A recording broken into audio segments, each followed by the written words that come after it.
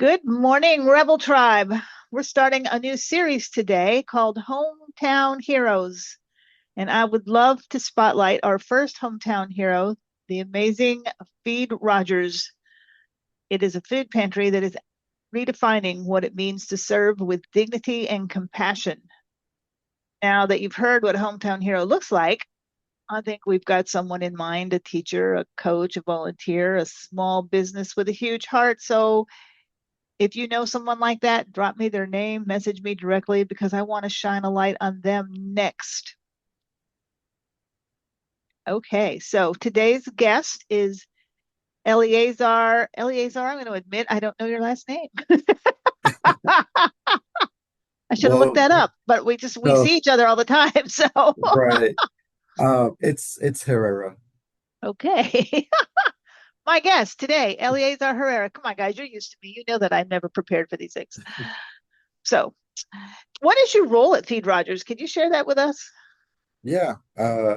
So I'm Eleazar Herrera, and I am the Community Outreach Coordinator for the NWA Food Bank. Okay. And the reason I wanted you to kind of tell exactly what you do is because I've volunteered at food pantries and things all over the place because it's a big passion of mine. Food insecurity is a huge issue. And I've never worked in a food pantry that has some of the programs that I see at Feed Rogers. So I want to talk about that later, but I really wanted people to see that there is a difference here. So for listeners who might not be familiar, what exactly is Feed Rogers and what inspired its creation? Yeah. Um, Basically, Feed Rogers came out or was born out of like the pandemic. The food bank was trying to find ways to get more food out during, coronavirus and anyone facing those food insecurity situations. And so after years of like planning and fundraising, Feed Rogers was opened up in, I believe, the early part of 2022. And so it was just, you know, selecting things off the shelves, off of coolers, providing shopping appointments, and then also providing workshops. And that's basically in a nutshell what Feed Rogers is. And that's what makes it so different. One thing I noticed, because like I said, I have volunteered at food pantries all over the place. And the first thing I noticed, and it's because Rosie actually corrected me when I was talking about a customer and I used the word customer, and she Mhm. corrected me and said that no, these are our neighbors. I love that you call the people you serve neighbors. Why was that word choice so important to your mission? Basically, the goal of Feed Rogers is to welcome on everyone and to have them, come in with a sense of dignity and respect. And it also is like it makes them feel like a sense of community. It is a little bit odd at times where maybe if someone is new um, in the volunteer role, they might come up to me and they're like, "Hey, this customer has this question, or this client has this question," and in my mind, it just doesn't sound right. I think there's different connotations with those words at times. Um, but everyone everyone that comes in, whether it be two parents, single mom, somebody trying to get back on their feet, we all call them neighbors. It does make a difference. And like I said, I did make that mistake and was immediately corrected. And it does make a difference. It really does make a Mhm. difference. I honestly think if we spend a little more time thinking of people as our neighbors, the world might Right, be a little right. better place. Just helping out the neighbors, yeah.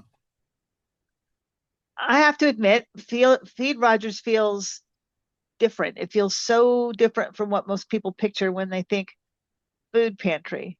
Hmm. Can you walk us through what a visit looks like for a neighbor from like start to finish? Yeah, in order to shop at Feed Rogers, you need to have an account because it is based off like appointments. But basically, you can sign up online or you can do it in person. You can even do it over the phone. You can email us and we'll create that account for you.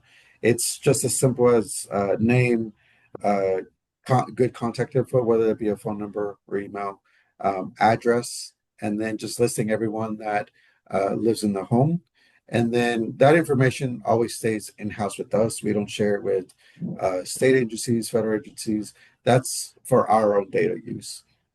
So once that account gets created, you can select a time that is convenient for you to come shop.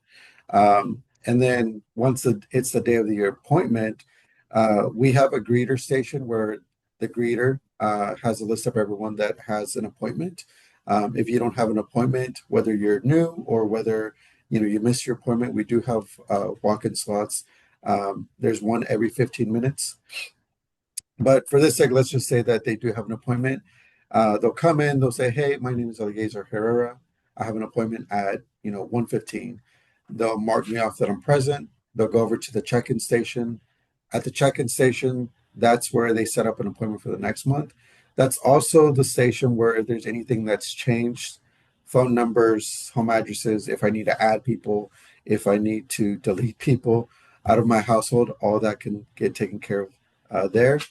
They'll get a shopping guide, and then from that shopping guide, it's basically a reference to know how many items they can select off the shelves, off of the end caps, what to look for as far as like the bread items, the produce bins as well, and then of course the coolers, because those the coolers, the produce bins, and end caps and the breads, those are always changing. It's not always the same amounts at times. And I do tell people whenever they're new, as I'm walking them through the pantry, that, hey, for example, like on the breads, today it's one white bread and one sweet bread.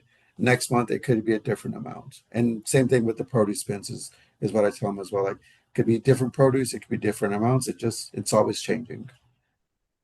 And so once they're done with that, once they've selected all their shopping needs, they'll go over to the bagger station. They're just making sure that they are getting the correct amounts. If, for example, if they didn't get anything from like the breakfast section, they'll mention it to them like, hey, you didn't get anything from the breakfast section.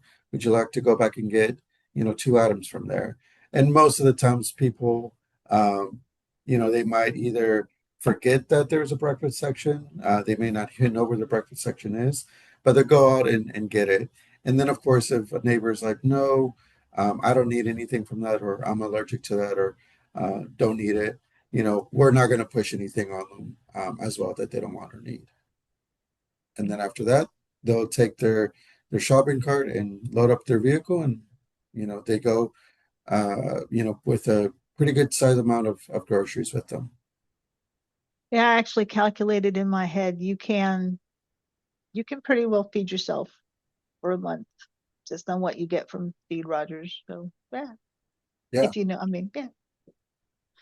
So how has creating a grocery store style experience, where I think that's what struck me first is kids. My gosh, the kids. I remember this little boy who came in and was just elated that he got to choose because there was a couple different kinds of cereals on the shelves that day. And he was just thrilled that he got to pick the kind he wanted. Yeah. So how has that whole grocery store style experience where they actually get to choose their own food instead of just having a box shoved at them and go, here you go. How has that changed the way people feel when they come in? You know, um, I know that a lot of pantries out, um, and it's also due to like their funding and maybe the structure of their building and how they set up things. Like, they get that box, and they more or less kind of know what to expect. But with Feed Rogers, like kind of how I mentioned before, like things are always changing. Um, for whether it be on the bread side of things, like there's different amounts and different varieties that we get. So like just having the opportunity to like, hey, I get to choose, a rye bread or a sourdough bread, or hey, I could take home like a 6 pack of donuts. It's very empowering.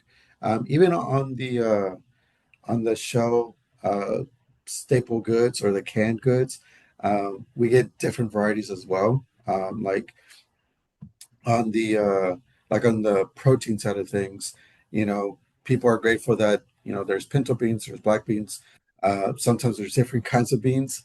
So it's just very empowering, like that they have the opportunity to choose what they need, maybe what they want as well. And then same thing goes on the produce side of things. Like there's not a lot of pantries that have produce, but again, just knowing that, hey, I get to take home a bag of bananas, but I also can take some corn, some apples, some bananas. Again, very, very empowering, very uplifting. And that also gives them ideas of like, like, oh, okay, maybe I could make some banana bread, or hey, I can, cook this for tonight or for the rest of the week. So what kind of feedback have you received from like the community about this model?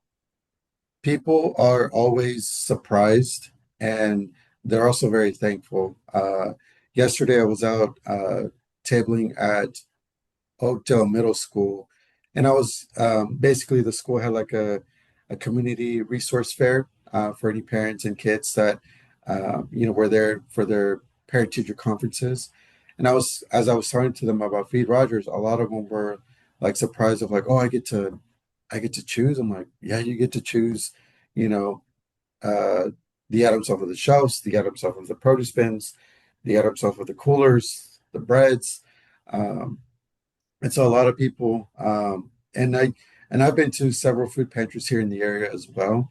And really, there's not many like Feed Rogers where it's, client choice pantry of just being able to pick and choose what you're needing and what you're wanting. Now I know that you require a ton of volunteers to keep this place running. So can you tell us a little more about the volunteers who help make this experience so welcoming, basically? Yeah, so I mean, we wouldn't be able to do what we can without the help of our volunteers. Here at Feed Rogers and even at the food bank. So we are always very uh, thankful to our volunteers. We're always welcoming in new volunteers. There's been some that have been since Feed Rogers first opened back in 2022, and there's been some that uh, you know they've come not knowing what Feed Rogers is, but after they stay for a shift, they are wanting to come back, or they're wanting to know like what other role could I do next time. So we always welcome anyone that wants to come out and help. And then I would just say that all of our volunteers, they make every neighbor feel welcome. They inform them about how Feed Rogers is laid out. And then if they run into like those odd questions or, those odd situations, they'll come grab me, Rosario, Jessica, and like, hey, this neighbor's needing help with this. Like, what could we help them out with? And so they're willing to learn as well. The ins and outs of Feed Rogers as well. So it really is a blessing to have them. And some of them they stick to a particular role because they love it. They're really good at it. And then we have some that, every time they come, they're always doing something different. So it's also nice for them to also try out different aspects in the positions that we have here. Yeah, I know how that is because I tend to always be the greeter. I just love meeting the people when they walk Yeah, in. So yeah, yeah, that's no, that's kind of my spot. it's kind of just playing to their strengths. Like some people really love bagging, some people love doing the check-in, some people like being the greeter. So I always say just play to your strengths. Like I I think I do a lot of bagging, and I always get what's it called? Um, Several compliments at times because sometimes I don't wear the like my name badge, and I've never bagged anything in my life other than like at the self checkout. So whenever I'm bagging up a neighbor, they're like, "You must have worked at like Harps or Walmart." I'm like, "Nope, I've never bagged anything up until up until recently." but yeah, it's just whatever interests you, whatever your strengths are, like just you know, give it a shot. Now, one thing that really struck me because I really wasn't aware. I'd seen it on the little newsletter flyers that you lay out all the time, and it caught my eye, but I didn't ask. And then one day I just finally decided to ask, what what is this? So one thing that really stands out is your commitment to providing more than food. Okay, you offer all kinds of information and classes and connections, and I have never seen that at a food pantry before. So what kinds of community partners do you typically work with? I mean, I am open to basically anyone in any kind of organization because we're always trying to diversify uh, our partners that come in as well. I mean, we've had uh, our Arkansas Early Learning, we've had the NWA Center for Sexual Assault, we've had some independent um, uh, health insurance agents come in as well. Um, we just have a variety. I always like to the way I look at it, it's always like, who can we bring in next? Who have we not reached out to? It's just letting people know about the resources that are out here, because for example, even just like Feed Rogers, there are we're getting like new neighbors every so often, and they'll mention to me that they never knew about this place before, and so that's kind of the mindset that I have with like you know. With our partners that come in the table, that come in to do workshops. They, I feel like everyone should know the resources that are out there, whether it be for themselves or if they happen to know someone like, hey, I'm struggling to find, uh, a job and I'm trying to build my resume and I don't know how. Someone could just be like, hey, like, Dress for Success is coming, this time this month. They can help you out with resumes. They can help you out with any job searching, and also able to provide clothing if that's also an obstacle that you're facing. Um, and so it's just it's also been just very grateful because we've had a few that again, maybe didn't know about the resources. They happen to come in the shop, and there they are tabling right side the check-in station, and just making sure that you know they're provide they're providing all the resources and services that they have in their power to help out our neighbors as well. So can you share an example of how one of these partnerships made a difference for a neighbor? So yes, I cannot remember their name at this time, and it's going to hit me after we finish the podcast. But I had someone from Fort Smith. Basically, their program is to help people with their homes, whether that be uh, providing basically assistance with like if they have a refrigerator that's like old, is not working properly well, like this program has the funds to uh, what's it called?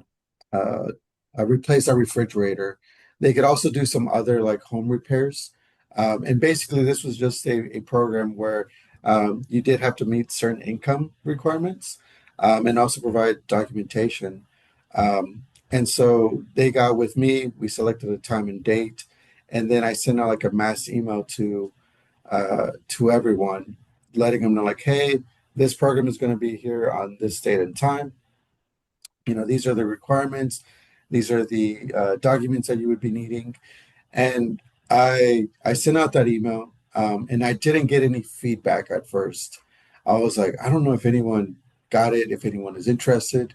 And then the day of the program, they set up shop, they set up like a big display to let them know who they were, the services that they're providing. And it was a Friday. We opened that at 9 a.m. And there were several people holding documents, or they had like binders or folders of things. And I didn't really think much of it. And then, we opened the doors, and here they come in. And those binders and folders were all the documents that they were needing to provide for that basically utility assistant program. Um, and so at the end of the day, from what I was told, they had 13 applications submitted. Some people went back and got the documents that they needed. Some people just took the application and said, hey, well, we will mail it in.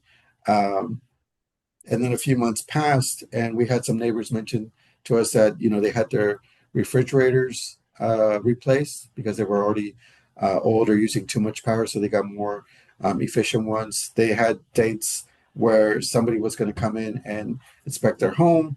Um, and pretty much see what all needed to be repaired. And this was a program that again was free; it didn't cost anything. Just a free service that, as long as they submitted the documents, submitted, all the right paperwork, they were going to get that help. And especially, how things have been lately, like people need all the help that they can get. That's awesome. That's fabulous. So you even host educational workshops, like the one I'm going to be teaching on how to use AI to meal plan and stuff in December. Why is that kind of education also an important part of your mission? It's just being able to provide the resources, the tools, that people face in their everyday lives. We have things from like, you know, meal nutritions. We've had some like basic like what is mental health, this upcoming month, or rather uh this month in October and even November, we'll have some workshops talking about like understanding healthcare, like what is healthcare. We'll have one in English, we'll have one in Spanish, because again, I think uh a lot of this stuff is just, as simple as just knowledge is power. Like, the more you know, the more you'll be able to, you know, hopefully figure out and have the tools to, overcome the daily obstacles that one may have. And so it's always great. A lot of our neighbors are very um, receptive. They're also very grateful for the workshops that we have. And on top of the workshops, we do give them an opportunity to shop afterwards, kind of like an incentive. And so, people are also very grateful about that as well. So I want to get into the bigger picture a little bit, okay? Because Speed Rogers is supplying a need for a huge problem both here in Arkansas and across the country. So let's talk about that bigger picture for a moment. How serious is the issue of food insecurity right now in Arkansas? And how It's have you seen that look? How's that being reflected locally? Yeah, so it's a very serious issue. Arkansas is the number one nation facing food insecurity. And I think the big misconception is that, it's NWA, there's the Tyson money, there's the Walmart money, there's money all over the place. But I honestly believe that it's like just an issue that no one really wants to talk about, or they just, choose to ignore. Um, we we've definitely seen a huge increase in new households coming in to visit us.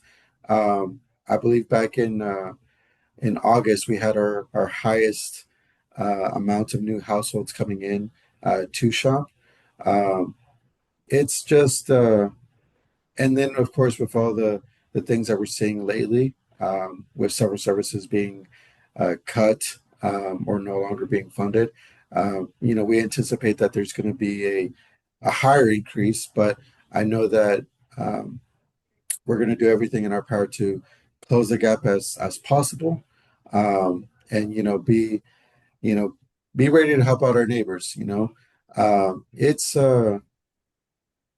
I cannot tell you that every day, there's always a neighbor that is very grateful for what we're doing. It's always thanking the volunteers there, because they face challenges that maybe some people, again, just they're not used to hearing the stories. They don't want to hear the stories. because they think it's NWA, like everything's, peachy. Um, but, and of course, our population continues to grow. So we'll definitely also be seeing more newer households and neighbors coming in through our doors. So what do you think? Because you said some things that kind of struck me. It's NWA. There's all, like you said, there's all kinds of money here. This is the rich part of Northwest of Arkansas. There's all kinds of money here. Nobody should have any problems. Nobody's hungry.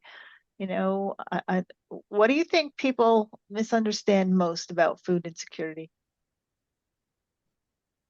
I mean, I would say that, there's multiple layers as to why people face food insecurity. Uh, whether it be the loss of a job, I mean, that could be one thing. There's also other factors, mental health, uh, lack of insurance, and then having to, you know, uh, uh, deal with those medical bills. There's also just, other things that, so again, just some of the stories that our neighbors share, like, they're taking care of, someone that is chronically ill, or sometimes even multiple people that are chronically ill, whether that be friends or whether that be family. There's just a huge amounts of layers to it. And, and sometimes, unfortunately, there's also been those stories of like, hey, like I didn't know what to pay for, whether it be my medication, my food. Um, there's tons of layers, and it's really just uh, needing to sit down and seeing like, hey, what are what's the population facing? Like, what how can we best help them so that they don't have to choose between food and you know uh, the car payment or even the rent or the mortgage, because that's also another thing that we've been seeing as well, is just the higher cost of several things as well. I know. I wish people could understand that just because we have all this money here and we are so grateful, I know, to Tyson and Walmart for all that they give back to the communities here. Um, but it's not enough. Okay? It's not Hmm. enough. So what are some of the biggest wins or proudest moments since Speed Rogers opened its doors? Man, I would just say,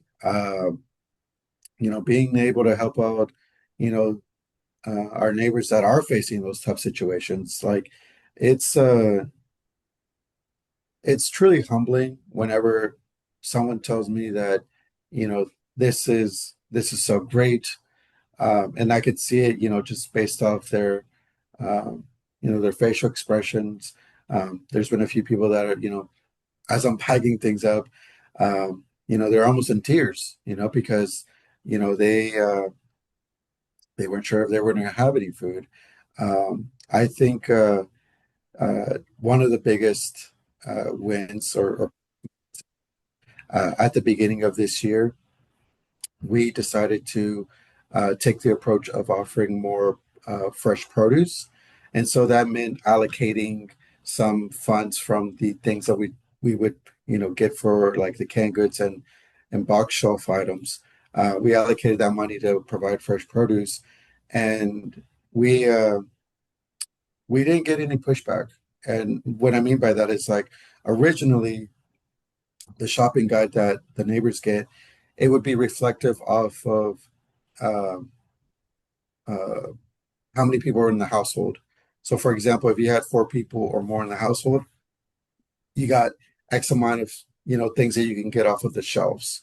But when we made that change, a lot of people were very grateful, and we've had a ton of fresh produce come in through, beets, tomatoes, carrots, broccoli. Um, Purple green peppers, which I never knew was a thing, cucumbers, and people are very grateful that we have that option now. Um, there was like a very, very, very small number of people that were kind of like, "Wait, what do you mean I can only get two items now from the shelf? Like I have a family of 10, I have a family of however many number." And we explained it to them, like just being transparent, like, hey, we use that funds to get produce for you all. But if you're needing, that additional help, like I can provide you with other pantries in the area that are, kind of similar to us. And, as soon as people got that, they were also very thankful as well. Another big win for us is that uh, we started off with 5 pounds of chicken. Now every household can get 10 pounds of chicken. And that's also due to us obtaining an external freezer. So that means we can store more, store more chicken and meats. And again, even just we've made the change back in September. Yeah, um, and people weren't aware that the amount had changed. So whenever they came over to the bagging, we'd be like, "Hey, you can get more chicken if you want." And the look on their face of like, "What do you mean I can get more?" It's like, "Yeah, like it's 10 pounds more now in total." And so we'll let them like, "Yeah, go back and get more chicken, or you can grab this and that." So just again, uh, being able to give more to them has been, whether it be on the produce or on the chicken side, it's just been, um, one of a very proud moment, really. Can I talk about the kids?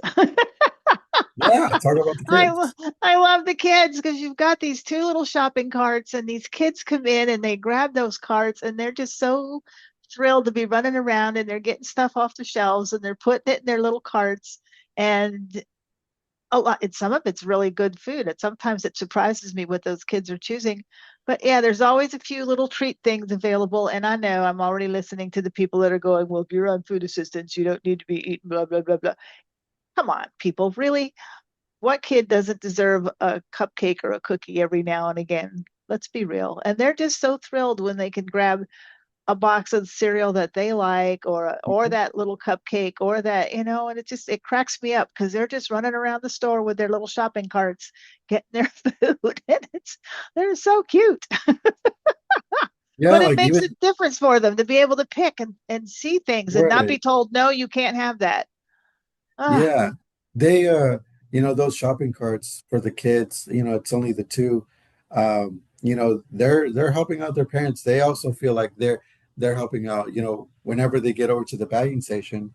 Some of the kids are like, I want to put the things on the bagging station. Like they want to help out as well. So it's also just um, you know, a very good feeling whenever a kid as young as like, 4 or 5 is just like, I want to put the things on their dad, or I want to put the things on their mom. And, again, it's just uh, uh, a very good, a very good feel just seeing that, okay, they also feel empowered as well. yeah. And they're learning about healthy food choices when they can Mhm. see, especially like when they're going through the produce section and stuff. And sometimes there will be some produce there that they've never seen before because, like you said, there's not a lot of produce out there in the food pantry world. And there will be something up there that they've never seen. And I've had them when I've been working the greeter station, I've had them come over and ask me, what is this? Yeah, And what can they do with it? And I love different kinds of produce and stuff, so I usually know what it is, and I'll talk to them, and I'll talk to the little kids especially, and be like, they'll, what does it taste like? And I'll tell them, and it's just they're learning about how to make food choices that are healthy for them. So I love it. How can right, local right. residents or businesses or listeners, how can they get involved, whether it's volunteering, donating, partnering? What do you need? So on the volunteer side, just going to our webpage, you can, there is a tab on there for volunteering. And basically, you just set up a profile. You will then be able to select whether you want to go to Feed Rogers or the warehouse. Either one is fine. If you happen to choose the Feed Rogers food pantry, you can select the the day, the time, position. There is a brief video to what each role pretty much involves. Um, and our shifts are just 2 hours long. Like I told families yesterday at that tabling event, hey, it's only 2 hours long. Yeah, you can stay more if you like, or if there's the opportunity to stay longer. but it's just 2 hours long. And again, a lot of people were like, "Oh, okay." Like, I guess they think it's like a full day commitment or something like that. It's like, no, just 2 hours of your time if you have it. We'd like, we'd love to have you. And I just think that uh, we've had a few organizations that have come to maybe do a workshop for us. They're like, well, I want to learn more about what you guys are doing or the work that you guys are doing. And they'll offer their time to come out and volunteer. And a lot of them, you know, not only do they see what's going on at Feed Rogers, like what we're putting on the shelves, what we're putting in the coolers, but they also get to hear those stories as well. And they know like that, oh, there's good work being done here.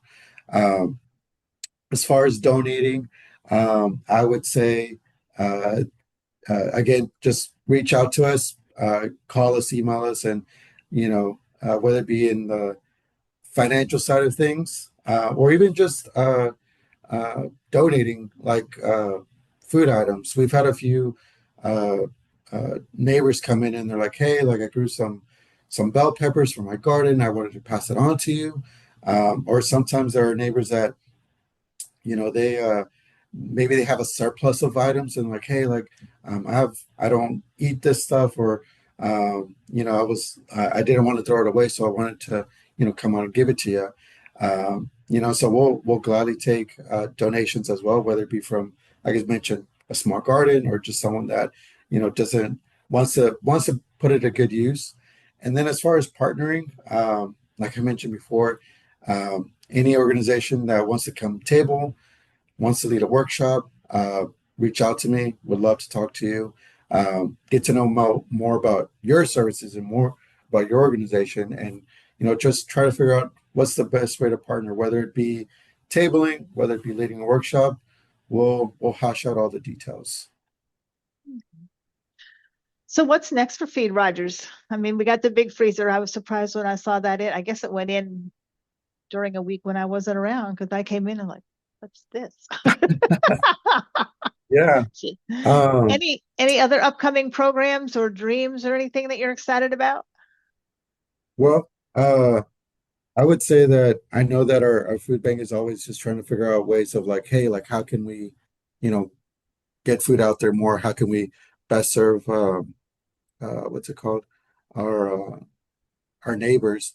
I know that we will continue to provide, fresh produce and healthier healthier food options.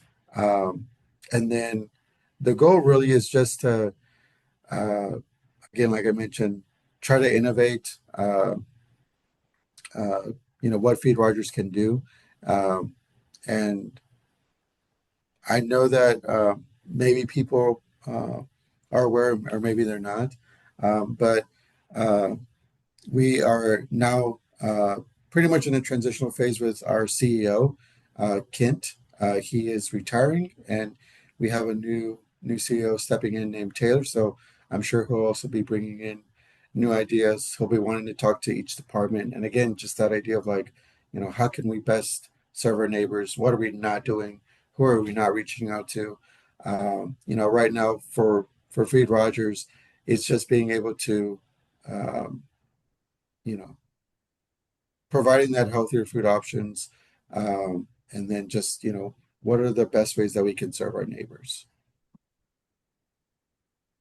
So the theme of this series is hometown heroes. When you think about that phrase, what does being a hometown hero mean to you personally? Because as far as I'm concerned, Feed Rogers and everybody that works there, staff, volunteers, you're all hometown heroes because you feed a lot of people that wouldn't have food otherwise. Hometown hometown hero. I just think of it like just someone that's serving their community with an open heart, and even just doing, you know, something like providing food. Um, I'll give a shout out for the love. I don't know if you're aware of them, but they provide meals throughout the week in different parts of NWA. On Mondays, they're at the Jones Center. Um, in their parking lot. And, you know, it's the same idea like Feed Rogers, like anyone can just come up and, grab a meal for themselves or for their kids. It's just, someone that's able to, you know, uh, provide a service without it ever feeling like, hey, I did something for you. Now you got to do something for me. Um, and again, just uh, whether it be a person or an organization that could be relatable as well, because that's another thing too. Like um, uh, you, I think people gravitate towards those that are relatable, and even here at Feed Rogers, I'm able to share stories with some of the people that are uh, that are coming in, and sometimes even just the interaction that we have, I realize like, oh, I've been done bagging, but we're still talking, you know. So I would say it's just yeah, just someone that's relatable, but is helping out without it ever feeling like a transaction. Sweet. I need you to give me the name of that organization you were just talking about too. For The, for the the one that love, for the love? Sweet. yes. So yeah, they like I mentioned they're out in different cities. They cook their own meals as well. And it's basically just an open invite to anyone that is, needing a meal or wanting a meal. There's no questions asked. There's no, again, kind of like Feed Rogers. There's no, just you're just another number. You're just, no, nothing like that. And I love that. I love that because I have had that question before when people who know that I know you guys will ask me like, well, what kind of documentation do I need to bring? And there's a nothing, just show up, okay? Just Oh show yeah, up, like give us your name, your address, and some contact information, and you're good to go. I think there's just like a perceived, you know, information or something where, you know, where I tell them like, hey, I just need your name, address, phone number. And they're like, that's it. I'm like, that's it. There's no like small print or anything that says like, oh, we're also going to need you to provide this or that. Like, sometimes even like they'll whip out their ID. I'm like, I don't need that. As long as you can just help me spell out your name, you know. But even some people are just quick, and maybe that's just again their perceived notion of what a food pantry is. Um, but yeah, no, like I said, we invite anyone. Everyone is welcome. And I always tell people too, like uh, whether you need us just for the month, whether you need us long term, like hey, we are here to, you know, serve you in the best way possible. So what message would you like to share with other communities who want to serve with this same level of dignity and compassion? Um, I would just say like speak to your community, see see what stories that they have to share. Um, you know, what makes them tick, what's hurting in the community. Um, that's really the best way to to figure out what is going on in the community. Is just talking to people. And then whether it be coming to Feed Rogers and partnering with us or, helping us on the volunteer end. Or it could even be something like, hey, like I've noticed that we don't have this type of service or we don't have this type of help here. What do we need to do to get started so that we are reaching those that are, underserved? Um, and again, I would say with like Feed Rogers, I know I've only been here like a year, but I've talking to um, the staff here, like Lauren and Rosario and Sabrina, of course. Feed Rogers started out back in 2022. It had a different format, but now it's different from what it was when it first started. But I think you also need that adaptability to see like, hey, like what's working, what's not, what can we change, what can we improve. I would also say that as well for, whether someone wants to start a nonprofit or some kind of organization, or even if it's, sometimes even the feedback that we get from our own volunteers, it's like, hey, like, is there a way we can do this, or how can we, help them understand that, you know, um, this is that, or whatever. Um, just also you know, being adaptable, open to feedback, of course. And so, Feed Rogers, who knows, maybe next year might look, there might be something that we change up or we add. So it's um, always growing as well. Sweet. Well, Eleazar, it's been awesome. See, guys, I told you that these were hometown heroes worth knowing. Feed Rogers, it's proof. It's proof that kindness, innovation, and a whole lot of heart can change how we take care of one another. So if you felt that spark today, go pay it forward. Volunteer, donate, We just are show open on up. Saturdays. I know people are always surprised about that one as well, whether it be for the volunteering aspect or the shopping aspect. They're like, "Oh, you guys are open on Saturdays?" Like, yeah, 9 to 12. So just show up. Show up for someone in your neighborhood. Okay. That's how we keep this things going. That's how we keep that little ripple going. And hey, Mhm. if you know another hometown hero doing big things in a small town way, let me know. Okay. I'm always on the lookout for the next story to tell. So this is Melodian and Eleazar signing off, reminding you that you don't have to wear a cape to be a hero. Sometimes you just need to care enough to act. There you go.